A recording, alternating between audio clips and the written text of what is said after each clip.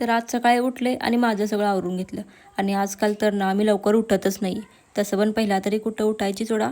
आता सकाळी लवकर कोणाकोणाला उठायची सवय नाही ना, कॉमेंट करून नक्की सांगा.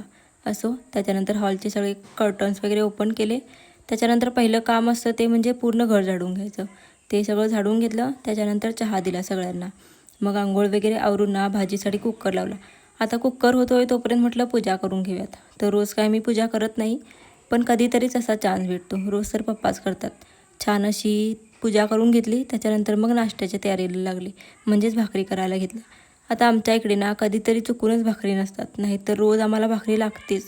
ती कसलीही असो, तांदळाची म्हणा, नाचण्याची म्हणा किंवा मक्याची, भाकरी ही तर पाहिजेतच. त्याच्यानंतर नाश्ता वगैरे आवरून घेतला आणि ओटा स्वच्छ करून घेतला. त्याच्यानंतर ना कपडे सुकवायला घालायचे होते, मम्मीनी धुवून ठेवले होते. आता आमच्या घरी ना आम्ही तिघी आहोत, मम्मी, मी आणि ताई. त्याच्यामुळे कामं तर पटकन आवरतात. तर तुम्हाला जर माझे ब्लॉग आवडत असतील ना, तर चॅनलला सबस्क्राईब करायला विसरू नका. भेटूया पुढच्या ब्लॉगमध्ये. तोपर्यंत बाय बाय.